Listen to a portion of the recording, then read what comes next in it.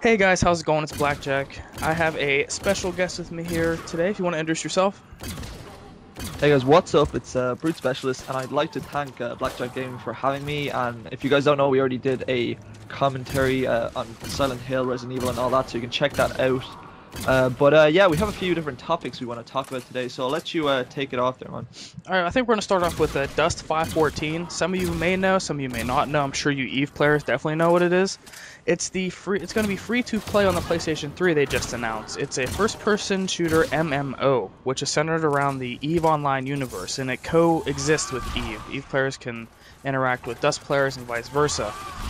It's coming out the second quarter of 2012, which is probably summer, late spring, and I guess can't stress that it's free. It's absolutely free, and it looks like a great game. What's your thoughts on that?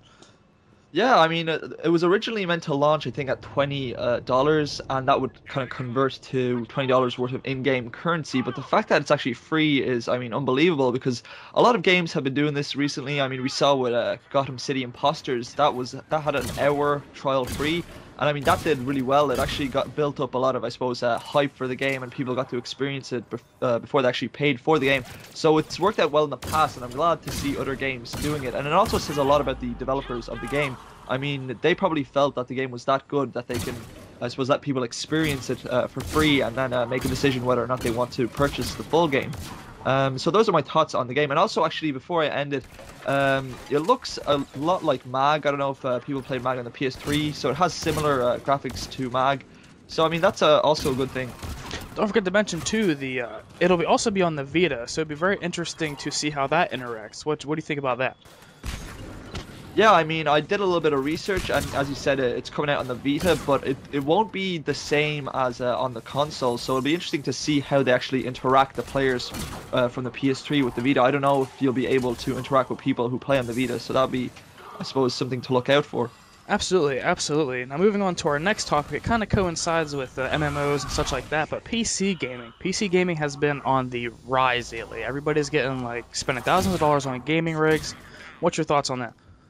Yeah, I mean, this is something new because before a lot of people were like against, well, not against PC gaming. It's just that the sales haven't been doing as well in the past, just because a lot of people have been moving on to console gaming. But it's good to see that it's coming back. And from the research that I've done, I think the Horizon Research 2011 report showed that revenues came in at $18.6 billion, which is up by 15%, excuse me, from last year, and it's actually evaluated to hit 25.5 billion by 2015. So I think that's remarkable. I mean, the report actually went further to say that this is I suppose, significant growth actually stemmed from free-to-play games like League of Legends, if you don't know that game, and also big title games like I suppose the Old Republic. So what do you think of that?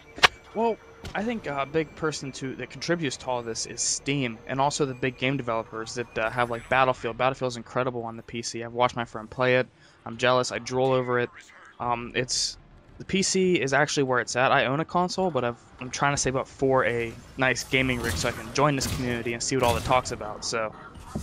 Yeah, and even getting back to Steam, I think I did a gaming news this week, and I talk a bit about how Steam and Valve are coming up with a new console. And that's something a lot of people have been talking about, and in fact, that's something apparently that is being revealed. It could be revealed as we're doing this commentary because you know it's GDC 2012 this week, so they could actually reveal the console this week. And I think if they don't reveal it this week, it probably will be at E3. But I mean, that's something to look forward to. And the fact that you were saying, yeah, I actually saw that you could make I suppose, a really good PC for under $600, a gaming PC that can run Battlefield, I think, at 30 frames per second. Now, I know this isn't the best setting, but it shows that you can get a pretty nice computer that can run games at, I suppose, a medium level for under $600. So I think that's amazing. Absolutely, I totally agree. $600 is a fabulous price because it's, people can afford it, and they don't got to spend an arm and a leg. But 30 frames per second running Battlefield on medium is still pretty good. But anyhow, we're gonna move. I'd like to say one more thing though, real quick, before we move on to our next topic. Is the Battlefield DLC? DICE finally announced the Battlefield DLC, which will be coming out in June. The next DLC, which is some close quarters DLC. So look forward to that, guys. But moving on to the next subject is an uprising topic that's surfaced lately is Kony 2012.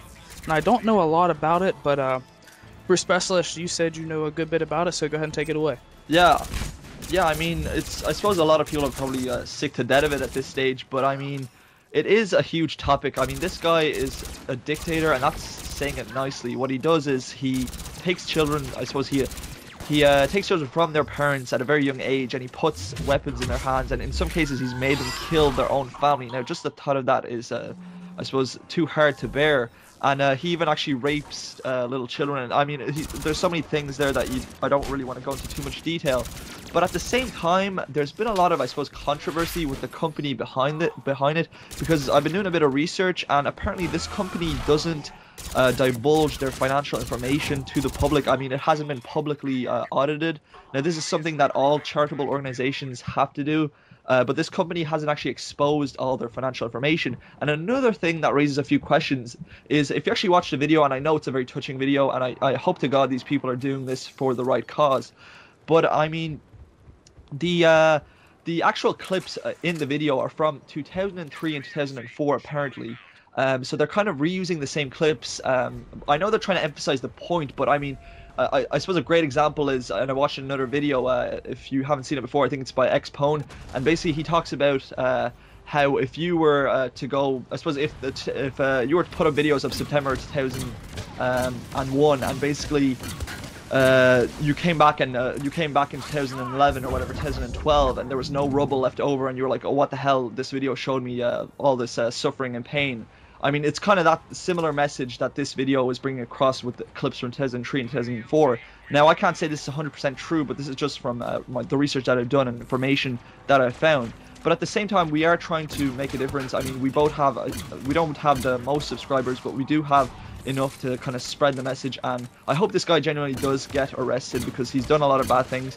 But at the same time, we should focus on our own community and what's around us as well. We shouldn't just focus on the outside world, on, I suppose, the outside different countries around us. But I mean, yeah, that's kind of what I wanted to say. I hope this guy gets stopped. I don't know what the company actually has or what their motives are, but I hope it's for a good cause. And if you have anything else to add to that, man.